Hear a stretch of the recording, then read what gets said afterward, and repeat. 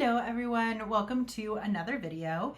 Today is also going to be a series review. I have been really making my way through the young adult series recently and I've been so happy about it because we're slowly getting through the TBR. Miss Taquito here decided she wanted to come say hi. Say hi, Taco. Say hi, Taco. You want to sleep? You want to say hi to all the nice people? Say hi.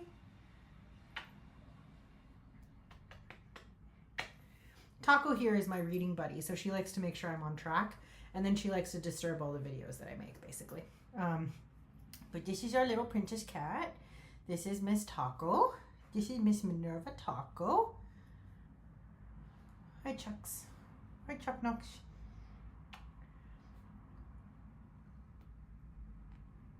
Anyways, on that note, after a solid 45 seconds of just staring at my cat, which I know is not why you guys are here, I am basically going to be talking about the Crimson Moth series written by Kristen Cicerelli today. I'm super excited that I was able to get through this series. In fact, I loved the books so much that this was a definite solid 5-star series for me, or as close to 5 stars as you can get without it being Sarah J. Maas. It's probably closer to a 4.75, but we still love it. Yes, we do, my little Tuck Knocks.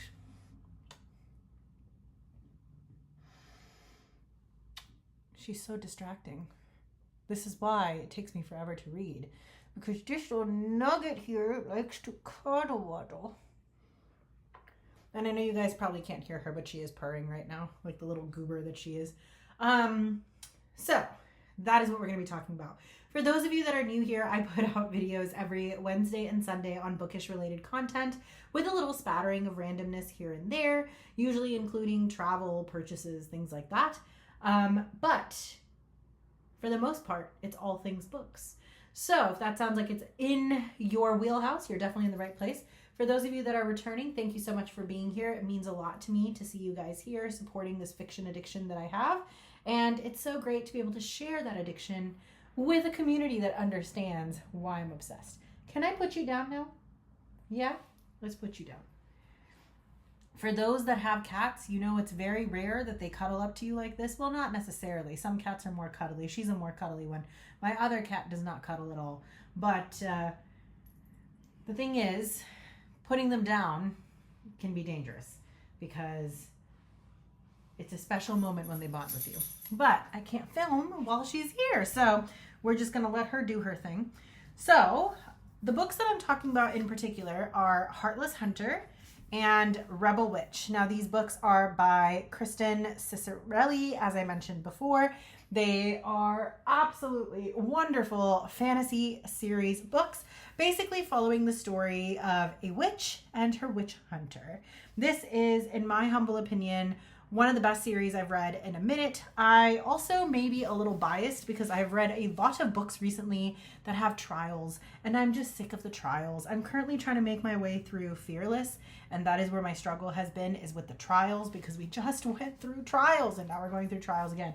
So the fact that I found a series that has to do with magic, mayhem, craziness, enemies to lovers, you know, high stakes, all the vibes, but without trials, really loved these books. Okay, so let's talk about what made them so special.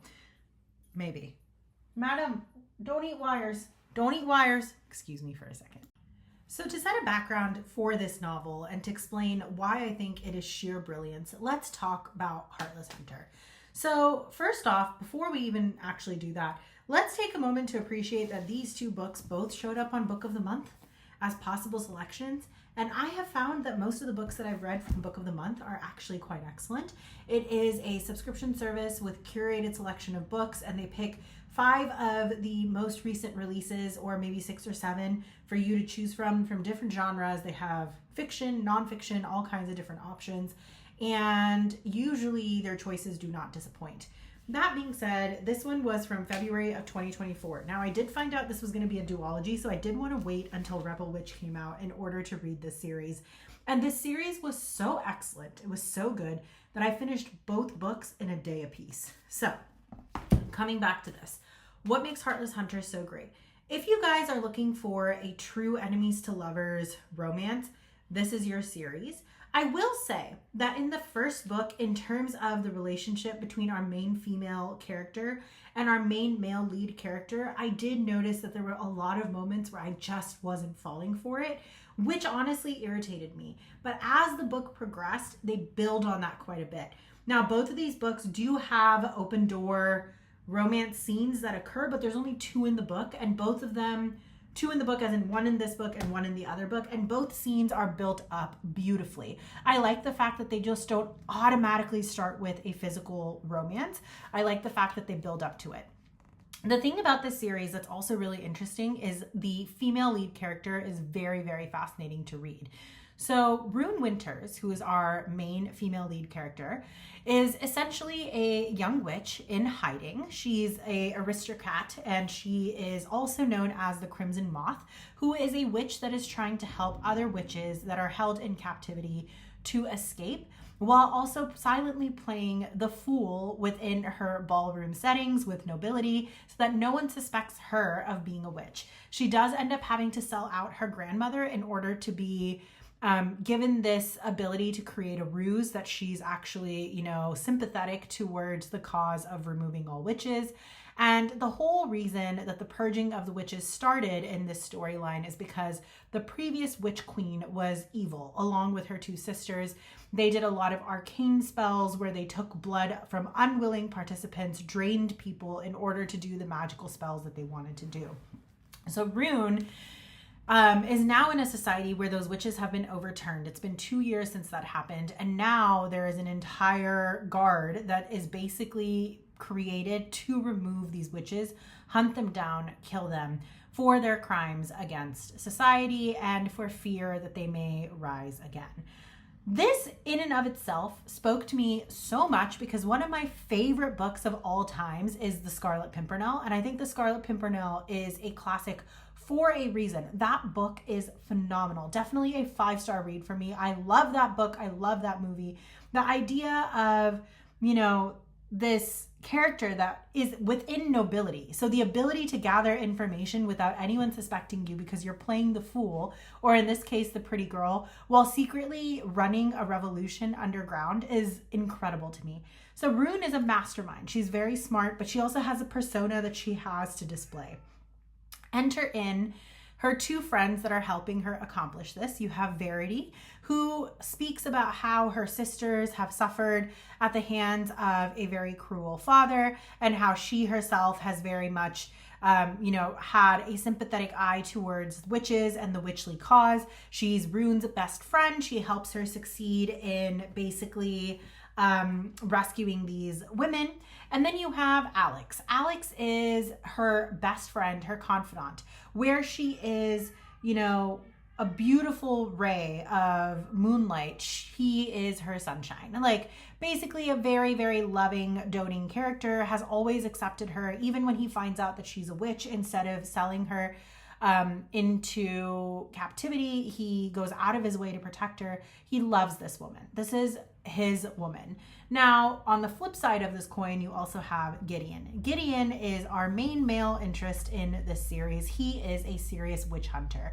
He has been under the clutches of one of the evil witch queens in the past who has tortured him, killed family members of his, has just been very, very cruel. So he is gung-ho about hunting down witches because he believes all witches to be evil, because that was his experience. Alex, on the other hand, is a little bit more sympathetic towards the cause because he personally believes that not everyone has to be evil. There might be some good to people as well. So you have these 2 men that are very contradictory of one another. One is safe, one is dangerous. And meanwhile, you have Rune, who is kind of in the middle of all of this. Now, how does she end up in the middle of all of this? Well, she's trying to rescue a very specific witch who has been captured. This witch is the witch that she's supposed to find in order to figure out her destiny and her past, according to her grandmother, whom she had to sell and not sell, but she had to betray to the guard in order to protect her image once their family was being targeted. And so she's mourning the death of her grandmother, but she also needs information on what's going on in order to rescue this witch. And what better way to do it than get information from the nobles in society? Now, the problem is the nobles only know so much, and that's when she decides she's going to target Gideon, which puts Alex in a very interesting place because he's in this lovely love triangle where he's obsessed with this woman and wants to keep her alive and wants to honestly marry her and start a life with her and rescue her from the craziness that is her life. And then you have Gideon, who absolutely hates everything she is and everything she represents without actually realizing it, but at the same time has only been introduced to her flawless, beautiful persona in society and her vapid behavior. And so he intrinsically despises everything she represents on both accounts. So now she has to find a way to get close to him because he is the captain of the guard and basically one of the most powerful ranking officials. And she has to get under his skin, romance him, and figure out how to get information to rescue this witch without selling herself out and without getting herself into trouble or outed as the Crimson Moth. This was so well done. The intricacies in this book are phenomenal. The storyline is phenomenal. You get so much background on both of the characters. You see so much character growth throughout the course of the book. I also love the friendships. I just love the way that the book is set up. And the other thing that I think was just really cool about this book is the setting. Like the way that she writes her setting. Like you feel like you're in Wintersea, which is where Rune's, home is, with all of her estate and all of her horses and all of her, servants and everything else. Like you paint that picture in your head so beautifully. And then you can also see where Gideon is coming from, someone who's coming from lesser means. But then you also have Alex, who has kind of found a way to be a part of this higher level society, even though his brother never got to experience that. So it's a very intriguing storyline. You also get to see why Gideon went from being broken and absolutely destroyed by this evil witch queen to being such a gung-ho soldier and so devoted to the cause and loyal to his commander, who is almost like a second fatherly figure. All of these descriptions are just done so well in this book. I also think the progress of this book was the perfect speed. It didn't drag. It didn't feel too slow. It was the perfect pace. There was no part of this book where I was like, oh, I don't want to read anymore. Like every scene was very interesting. I also loved the balls. I loved the parties. I loved the opera. I loved all these different settings that they try to go through in order to navigate the craziness that is this relationship that Rune is trying to create with Gideon while living in her world and also trying to save this witch. So overall, I think this was very fascinating. And you also have a divide between the old regime and the new regime. So the new regime is basically in a completely different part of the world. They are not as against witches. In fact, some of them are actually witch sympathetics. But in the old regime, because they were under the power of these three evil witches, they are very much against the idea of witches being in power or witches even being in society. So very, very interesting book. Really enjoyed it, really loved the storyline, and I just really enjoyed Kristen's writing style. I think she's a phenomenal author, and I can honestly say this is probably one of the best books that I've read this year. That then brings me to, before I get into that, also the romance is done so well in this because both characters are basically trying to fake date. Essentially, that's the trope. It's like enemies to lover with fake dating. And while they're trying to fake date each other, they're basically trying to gather information about the other person to betray the other person at the end of the day. Rune wants information from him in order to figure out where those witch is being kept captive, and he wants to make sure that she's not the Crimson Moth because he does have his suspicions that it might be her, which was planted by one of his fellow guardsmen. So it's really interesting to see them weave that tale, and you can kind of understand where the romance is starting to develop, but also the confusion at the end of the book because they don't know how much of it was real because they both know they've been deceiving each other. So just a very well done book, and the cliffhanger at the end was phenomenal. Then let's move into Rebel Witch. So in Rebel Witch, some truths have been revealed. You have some new characters that have been revealed as being in power and making a move. The witches have escaped to the new regime. There's a prince that's being introduced in this book. Rune is using all of her wiles in order to woo the prince in order to get an army for the witch's cause. Meanwhile, you have Gideon trying to track her down and kill her. But then, of course, they have a romance that's very confusing. Captivity happens in this book. You have rescue missions, kidnapping, unwanted alliances that end up being positive. You also get to see that maybe witches and regular humans aren't that far apart throughout the course of this book. And I just think the way that it's been developed is so well done. In the meanwhile, you have an evil witch queen who may be coming back in this book and is also trying to resurrect her siblings. They also find out that there is a secret sister that is also related to these evil witches who needs to be sacrificed in order to resurrect the dead queens. But the problem is they don't know who she is. And so you also discover that storyline throughout the course of this book. You have so much mystique and magic that's coursing through this book. And it was just such a wonderful, delicious, salacious, enjoyable, powerful, fascinating fantasy read. And I just absolutely was here for every second of it. This book is extremely fast-paced. You have allegiances shifting, alliances changing, high stakes events that are taking place, and yet you still have place for the romance and the banter to take place. So I thought this one was very well done too. And I do think the final reunion between our two lovers was actually really beautiful. And I loved the ending of this book as well. I thought it was done so well. So overall, I do think that it was great. And this whole idea of good defeats evil and all that kind of stuff is really shown in this. The idea of like earth magic, beautiful magic, positive magic versus magic for power play and corruption of magic and power is also depicted very well in this series. Overall, I just think it's such a beautifully done fantasy series and I really enjoyed it. I do think that a duology was perfect. I think anything longer would have dragged the story out a little too much. I also think there was the perfect amount of information that we gained through both books as we were sifting through what was going on. That kept you on the edge of your toes, but you didn't need like trials per se or anything like that. Like it's such a well-written, well-woven story. And I definitely think that this is worth the hype that it was receiving when the book series first came out.